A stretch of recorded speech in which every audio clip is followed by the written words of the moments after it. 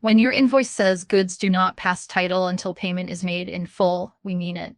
By user Spetty23. At a small mess I used to work at quite a while ago now, we did an upgrade of computers for a small business that involved us supplying and installing, if I recall correctly, 5 new computers and monitors. Our invoices had a standard retention of title clause, which basically says that although we have supplied you goods, until payment is made in full, ownership is retained by us. Their invoice was due without payment being made.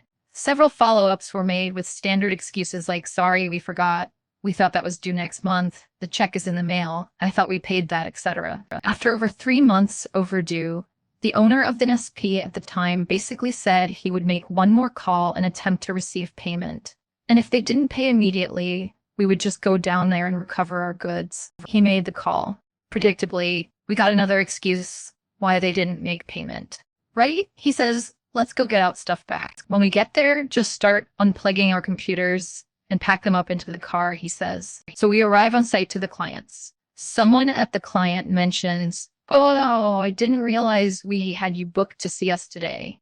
You don't, says my boss. As instructed, we just start recovering our equipment.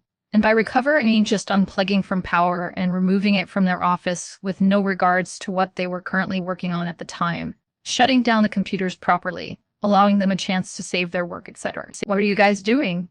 One of the staff of the client asked. My boss responds, you guys are over 3 months overdue on your invoice.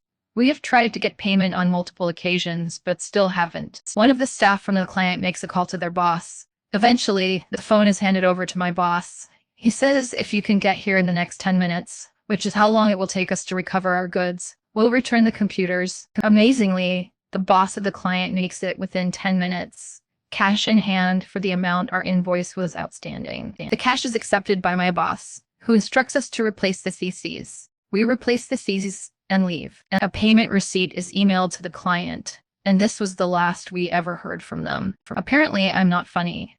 My user Smokehone. I was doing my usual sysadmin things, and one of our users emailed about an issue, so I called her back. She answered the phone and said, finally, someone who knows what they're doing. And I laughed and said, no, Mom, we charge a lot for that person, and she's booked weeks in advance. And she laughed, and I fixed her issue. And thought that was the end of it. It was not. I just got another, damn it, smock call from my boss. Apparently, the lady called our CO after I hung up with her, and then he called the CO, my boss, and then boss called me. I'm no longer allowed to make any type of humorous remarks with this lady anymore. He and those above him, it's above him, but we are trying to appease the complainer because unknown reasons. That's it, right? By user Nazamroth. So I was operating the in-person help desk at Megacorp HCOE today. Among many fine examples of competence, this one stood out. Newbie comes in and starts asking newbie questions. So far, so good. Newbies do be like that. Then, conversation paraphrased. Okay, next. I want to request a locker for myself. How do I do that? Shrugs. I don't know. That does not sound like something it would be in charge of. I thought this is a general help desk for everything, though. No, this isn't a help desk for problems that require personal contact. Hardware, handover, phone help, that sort of thing. Oh, I see. I would like to keep my laptop in a locker, so how do I get one? There was not even a hint of humor. He honestly seemed to think he pulled out an ace and was surprised that it did not work. Your GPS module does not let you spy on your neighbors. My user accomplished.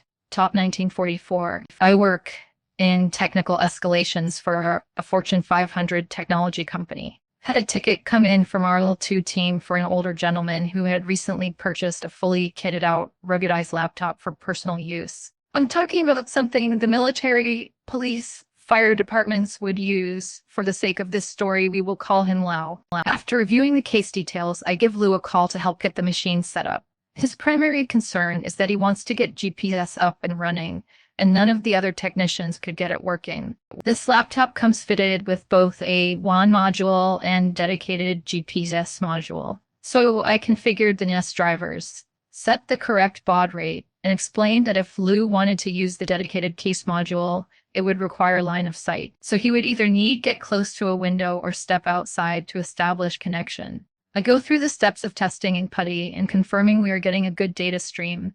Then validate that everything is working as expected by checking the native software specific to the GPS. We can see a fix in the satellites and lat-long data is populating correctly. Assuming we have wrapped up the issue, I asked Lo if he needed anything else, and he responded with, "Well, you still haven't gotten the GPS to work." Confused by this, I asked Lo what he meant, as the GPS coordinate data was clearly coming in and working with all apps we tested.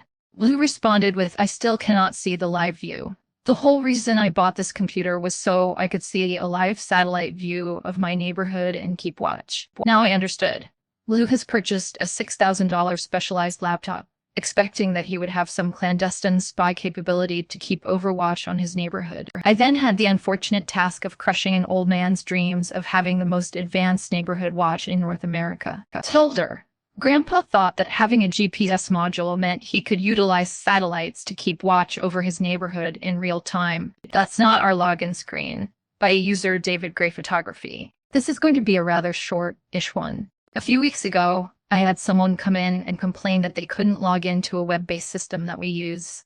It's a niche but still off-the-shelf product, and let's call it SimpleSoft. Each instance of SimpleSoft is branded to whatever organization is using it, and a fair number of organizations use it. And I grabbed their laptop and take a look, and they're trying to log into another organization's instance of SimpleSoft.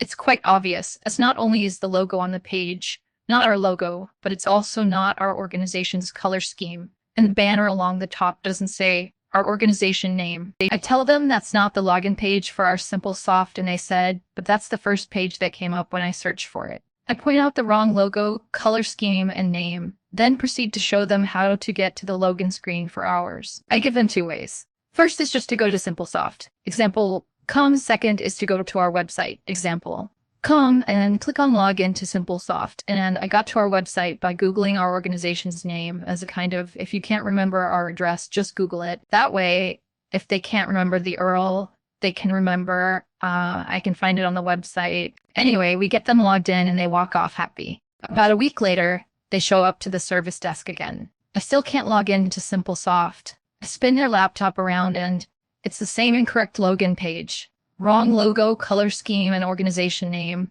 I point this out again and they say, well, that's the only one that shows up when I search for it. But I remind them that they need to access SimpleSoft either via the direct URL of SimpleSoft, example, com, or by searching for our organization and clicking on the login to SimpleSoft link. They walked off happy again, and I think this time it stuck as I've seen them at the service desk. But I haven't seen them for that specific issues. I don't know what it takes for someone to reach a page, enter in their credentials, and not notice that the page says other company in.